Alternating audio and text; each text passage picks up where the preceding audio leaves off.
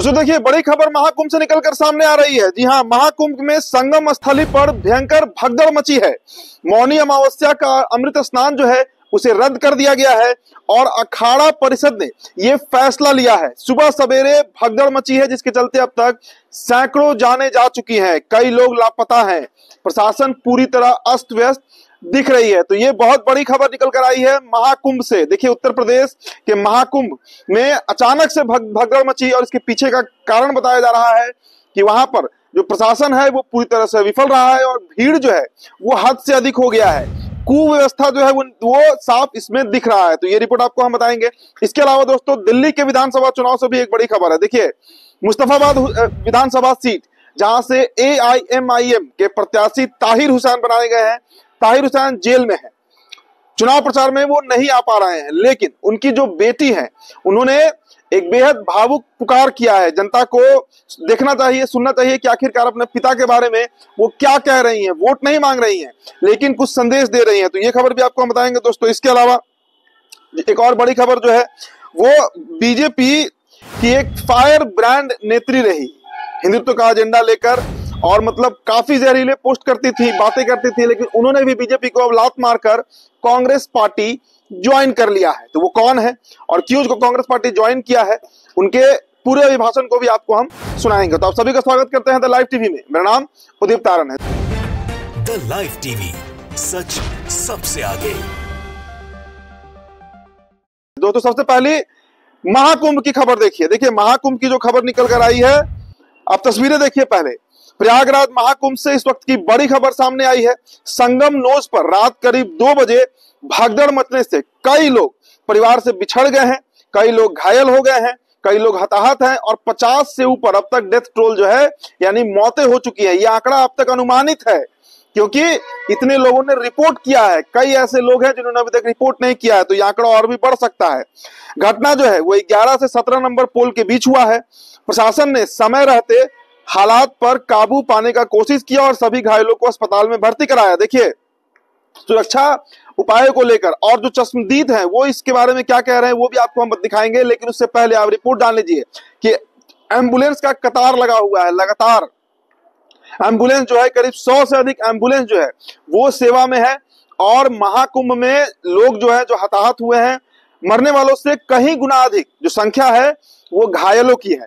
तो एक छोटा सा रिपोर्ट है दोस्तों भारत समाचार का, ये देखिए। और फिर जो चश्मदीद हैं जिन्होंने इस पूरे घटना को देखा है, जो वहां से बची हैं, उनका भी आपको हम एक क्लिप जरूर दिखाएंगे। ये वीडियो देखिए दोस्तों। से भी करके मौनी अमावस्या पर स्नान कर लिया जाए और सुरक्षित घर पहुंचा जाए, क्योंकि बड़ा हादसा हुआ है। जिस तरीके से लगातार लोगों की जो घायल होने की संख्या है वो लगातार बढ़ती हुई नजर आ रही है। 50 से ज्यादा लोग जो इस हादसे में घायल हुए हैं। तो महाकुंभ की ये तस्वीर है जहां पर कई दर्जन लोग जो हैं अब तक जिनकी मौत हो चुकी है। और देखिए, रात के 2 बजे अचानक से भगदड़ मचती है और इसका कारण बताया जाता है कि आज मौनी अमावस्या जो है, यानी आज का दिन बेहद महत्वपूर्ण होता है और संगम में स्नान करने के लिए हालांकि प्रशासन ने कई घाटों का निर्माण किया है, लेकिन एक ही घाट पर जो भीड़ है वो इतना अधिक बढ़ गया कि उसके चलते वहां पर प्रशासन जो है वो पूरी तरह विफल रहा, भीड़ नहीं संभल पाया और भयंकर स्टैम्पेड हो गया, जिसके चलते कई लोग जो है वहां पर बुरी तरीके से घायल हो गए हैं। तो महाकुंभ में संगम स्थली पर मची भगदड़ के बाद आज का अमृत स्नान जो है उसे रद्द कर दिया गया है। अखाड़ा परिषद ने यह फैसला लिया है। श्रद्धालुओं के स्नान में कोई रोक नहीं है और मेला क्षेत्र में भगदड़ संगम नोच पर अचानक से देखिए भीड़ जो है वो बढ़ी थी और पिलर नंबर 2 से 9 के बीच जो है वहां पर सबसे अधिक हताहत हुई है। आपको बताएं कि हॉस्पिटल में कई लोगों को अब तक भर्ती कराया गया है। तो देखिए, जो चश्मदीद है, महिला है, जिन्होंने इस पूरे घटनाक्रम को अपने आंखों से देखा, वहां से अपनी जान उन्होंने बचाई, वो क्या कुछ इस पूरे मामले पर कह रही हैं, आप देखिए। आंटी, मालूम पड़ा आपको कहाँ पे है? 118 ऐसा कुछ उधर खंभ के ऊपर था, उतना ही हमको उतना मालूम नहीं। भीड़ पे स्टार्टिंग भीड़ पे गए थे और उतना तो हम इधर उधर देखने के लिए नहीं गया, उधर स्नान के लिए हम भाग रहे थे, उधर से लोग स्नान करके ऐसा ही। तो देखिए, बात जो निकलकर साफ सामने आ रही है कि व्यवस्था में आईडी कार्ड का मसला था। जब भीड़ के नियंत्रण का मसला है, जब अधिक भीड़ हो रही है, तो ऐसे में सभी लोगों के लिए परमिट नहीं होना चाहिए था। जो प्रशासन है, अगर अगर वहां पर आईडी कार्ड रखती और सिलसिलेवार तरीके से लोग जाते हैं स्नान करने के लिए तो शायद ये घटना नहीं घटती। इसके पहले भी आपको याद होगा कि महाकुंभ में एक और घटना घट चुकी है जहां पर टेंट में अचानक से आग लगी थी और वहां पर तो खैर कोई हादसा नहीं हुआ था, लेकिन वो भी एक बड़ी घटना थी। लेकिन अब जो घटना घटी है इसमें कई लोगों की अब तक जान जा चुकी है। गिनती जारी है और आज शाम तक जो आंकड़े हैं वो पूरी तरह निकलकर सामने आएंगे कि कितने लोग हताहत हुए हैं। कई ऐसे परिवार हैं जिनके लोग बिछड़ गए हैं और पूरे देश से लोग पहुंचे हैं, कर्नाटक से, मध्य प्रदेश से, पूरे देश से लोग वहां पर पहुंचे हैं, जिसमें सभी लोग हताहत हैं और कई लोगों के परिवार वाले जो हैं वो भी बिछड़ गए हैं, जिसके चलते वहां पे एक अलग तरह से परेशानी देखने को मिल रही है। तो योगी आदित्यनाथ की सरकार, उत्तर प्रदेश की सरकार, प्रयागराज का प्रशासन इस मामले में पूरी तरह से विफल रहा है। चलिए अब एक भाजपा नेत्री की आपको दिखाते हैं जो पूर्व में बीजेपी की नेत्री रही है, निगत अब्बास। अब जानते हैं उनको, जहर उगलते रही है लगातार मुसलमानों के खिलाफ और लगातार बीजेपी के एजेंडे पर बोलते रही है। लेकिन देखिए अब वो कांग्रेस पार्टी ज्वाइन कर ली है, तो हृदय परिवर्तन किसी का भी हो सकता है।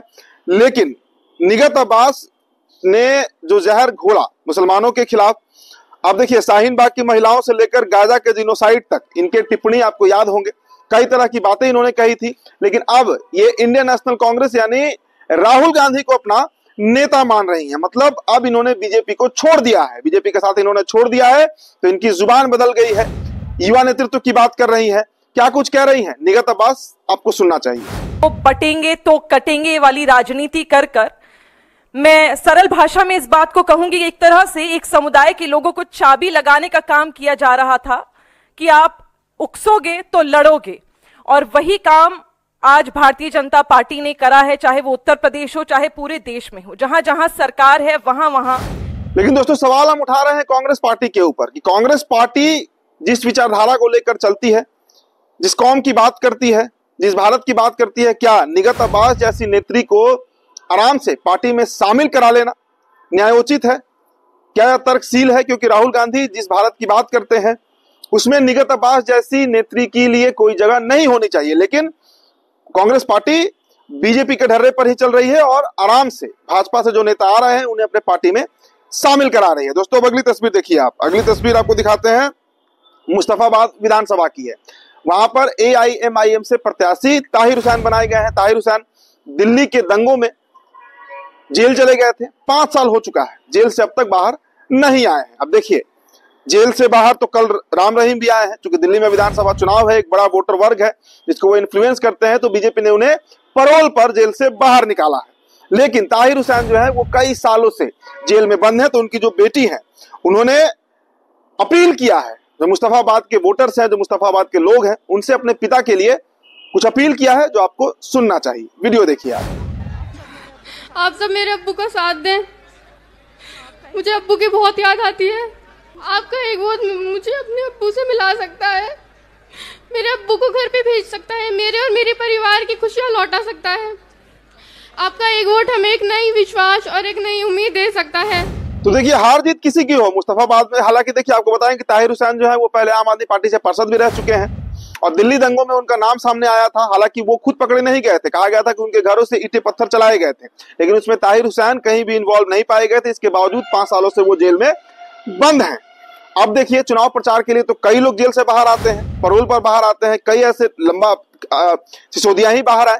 इसके अलावा अरविंद केजरीवाल भी जेल गए थे, हेमंत सोरेन भी गए थे, लेकिन ये तमाम लोग जेल से बाहर आ गए हैं। लेकिन ताहिर हुसैन अब तक जेल में बंद है और इसके लिए ही AIMIM ने उन्हें टिकट दिया है और अब उनकी बेटी जो है वो उनका चुनाव प्रचार संभाल रही है। तो फिलहाल दोस्तों इस रिपोर्ट में इतना ही, बहुत बहुत शुक्रिया। द लाइव टीवी, सच सबसे आगे।